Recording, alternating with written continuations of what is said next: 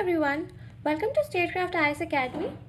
Today our first topic of discussion is Pencil Portal. So here Pencil stands for the Platform for Effective Enforcement of No Child Labour, and this was launched by the Ministry of Labour and Employment. So this Pencil Portal, it is basically an electronic platform that aims at achieving a target of a child labour free society. And for this aim, it coordinates the actions of the center, the state, district, government, civil society and the public. Also, this portal has various components such as child tracking system, complaint corner, state government and national child labor project and their convergence. So remember, this pencil portal, it is basically related to children and it is against child labor. Next, there is a child line 1098. So it is a free emergency phone service for children in need of aid and assistance. And this helpline responds to the emergency needs of the children. It also links them to the relevant services for their long-term care and rehabilitation. And the helpline is managed and monitored by the Childline India Foundation. Next, we will study about the New Shepard. So New Shepard, that is basically a rocket system. So it is a Blue Origin's reusable suborbital rocket system. And this Blue Origin, it is an American privately funded aerospace manufacturer. It's a company of Jeff Bezos. And this New Shepard, they are basically designed to take astronauts and research payloads past the Karman line, that is the internationally recognized boundary of space. So, and recently the Blue Origin has concluded the online auction for the first seat on New Shepard, which is a rocket system which is meant to take tourists to space. So this New Shepard, it is basically a new, it's a reusable suborbital rocket system. So it can be used again and again so that they can take the astronauts or the tourists to the space. Next, we'll talk about the Office of the Principal Scientific Advisor. So in November 1999, the Cabinet Secretary had established the Office of Principal Scientific Advisor to the Government of India. So this Principal Scientific Advisor basically provides a pragmatic and objective advice to the Prime Minister and the Cabinet on matters related to science, technology, innovation, with a focus on application of science and technology in critical infrastructure, economic and social sectors. And the first principal of scientific advisor was APJ Abdul Kalam, and the current is K. Vijay Raghavan. So the 9-member Prime Minister's Science, Technology and Innovation Advisory Council is also headed by the Principal Scientific Advisor. And this the Office of Principal Scientific Advisor has recently launched Project O2 for India.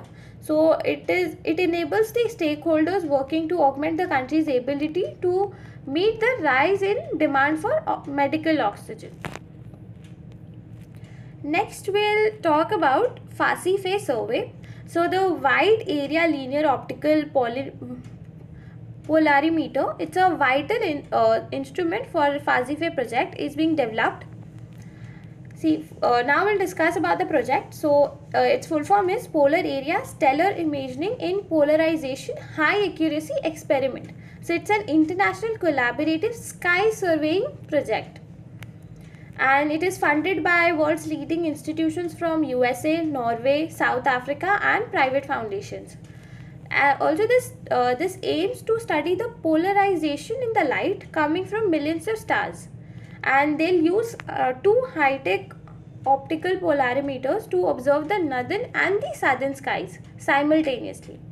They focus on capturing the starlight polarization of very faint stars that are so far away that the polarization signals from there have not been systematically studied. And the distance of these stars will be obtained from the measurement of Global Astrometric Informator for Astrophysics satellite. And by combining this data, so the astronomers will create a three-dimensional model of the distribution of the dust and the magnetic field structure of the galaxy using a novel polarimeter instrument known as the wide area linear optical polarimeter. So this wide area linear optical polarimeter, it's an instrument which will be mounted on two small optical telescopes, and this will be used to detect the polarized light signals emerging from the stars.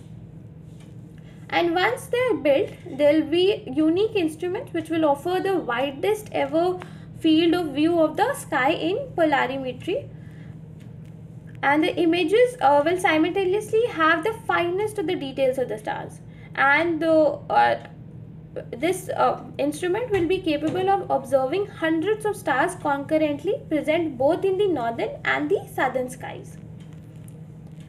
Next we will discuss about IDEX-DO. So this the Defense Ministry has approved the budgetary support for IDEX-DO for the next 5 years. So the full form of it is Innovation for Defense Excellence, Defense Innovation Organization. It was launched in 2018 and it aims to promote innovation and technology development in defense and aerospace by engaging industries, which includes MSMEs, startups, individual innovators, research and development institutes and academics. So it will provide grant funding or any other support to help them to carry out research and development. And this research and development should have a good potential for future adoption for Indian defense and aerospace needs. So its objectives include facilitating rapid development of new Indianized and innovative technologies for the Indian defense and aerospace sector. So it includes both the defense and the aerospace sector. And create a culture for engagement with innovative startups to encourage co-creation of defense and aerospace sectors. It will also empower a culture of technology co-creation and co-innovation within the defense and aerospace sectors. So the nodal ministry of this is Defense Innovation Organization. Now I'll read about that. This organization, it's a not-for-profit organization which was incorporated under the Companies Act, and the two founding members are Hindustan Aeronautics Limited and the Bharat Electronics Limited. The functions of DIO will be to provide high-level policy guidelines to IDEX, and however this IDEX will function autonomously, but the CEO of DIO and IDEX will be same, and it will facilitate a coordination and separation of powers so that there are no conflicts. Other related initiatives include defense industrial corridors, so to support the growth of defense sector and enhance the manufacturing capacity. Two defense industrial corridors were set up in India. One is in UP and the other is in Tamil Nadu. Next, artificial intelligence in defense. So and Chandrasekaran task force was set up in 2018 to study the implications of AI in the national security. And also a Defense Artificial Intelligence Project Agency was created. It aims for a greater thrust on artificial intelligence in defense formulation for an AI roadmap for defense PSUs, Ordnance Factory Board to develop AI-enabled products. So our next topic of discussion is Forex reserves. So recently, India's foreign exchange reserves has crossed the $600 billion mark for the first time, and it was also due to a rise in the foreign currency assets, which is a major component of the overall reserves. So this foreign exchange reserves, which is also called Forex reserves or the FX reserves, are the reserve assets that are held by the central bank in foreign currencies. So these central banks, in case of India, it is RBI. So the central banks of the country hold the foreign currency in the form of foreign exchange reserves. These usually these reserves are held to meet the future liabilities, uncertain liabilities that would come up. So in foreign exchange reserves are also created to back the liabilities on their own issued currency, also to support the exchange rate and set the monetary policy. So this foreign exchange reserve comprises of four instruments. First is the foreign currency assets. So foreign currency assets, basically they are maintained in currencies like US dollar, euro, pound, sterling, Australian dollar and Japanese yen. So remember these 5 currencies: US dollar, Euro pound, Australian dollars, and Japanese yen. The second component is gold, and the third component is SDR, which is special drawing rights in the IMF. So this is the reserve currency with the IMF, and the fourth one is the reserve transposition in IMF. This is the reserve capital with IMF. So last year also in 2020, India's foreign exchange reserves had crossed the $500 billion mark for the first time. And a question also was there in prelims related to reserve transposition. It was a very simple question wherein they asked what a reserve transposition is, and few statements were given. So one of the answer was this reserve is the reserve capital with the IMF. So this foreign exchange topic is very important. So all these four components, these questions might come again. So all the four components are very essential. So reserve transposition has already come in exam. So we can note the foreign exchange, foreign currency assets. They are maintained in 5 foreign currencies. One is US dollar, Euro, Pound Sterling, Australian dollar, Japanese yen. So remember this by heart. And next we'll talk about the countries with the highest foreign reserves according to IMF. So first, the country which tops the list is China with $3,330 billion. Next is Japan, then Switzerland, then Russia, and India stands 5th. Next we'll talk about the Integrated Food Security Phase Classification. So according to the Integrated Food Security Phase Classification analysis, famine conditions in Tigray are in phase 5 with 350,000 people out of Tigray's 6 million population are experiencing famine. So this phase classification, which is also known as IPC scale, it's a tool for improving the food security analysis and decision making. So it is basically a standardized scale that integrates the food security, nutrition and livelihood information into a statement, and talks about the nature and severity of a crisis. And it was originally developed for use in Somalia by the United Nations Food and Agriculture Organization's Food Security Analysis Unit.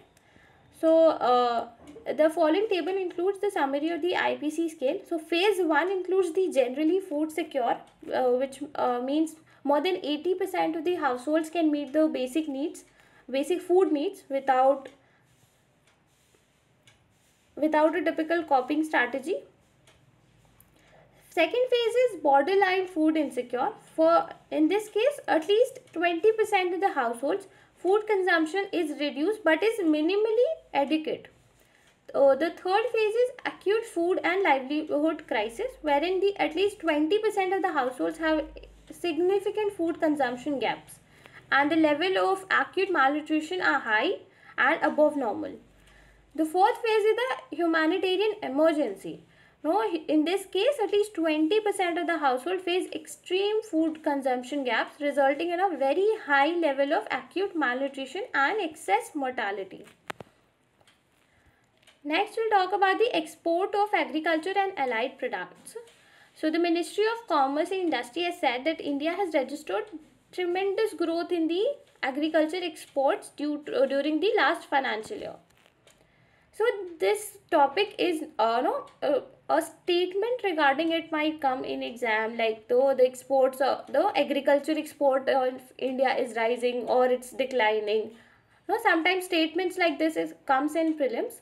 So you don't really have to remember the figures, the numbers like $41 million or such, but it's important to note the trend, whether there is a increase in export or there is a decline in export. If there is a decline, what is the reason? And if there is an increase, in which sector there is an increase?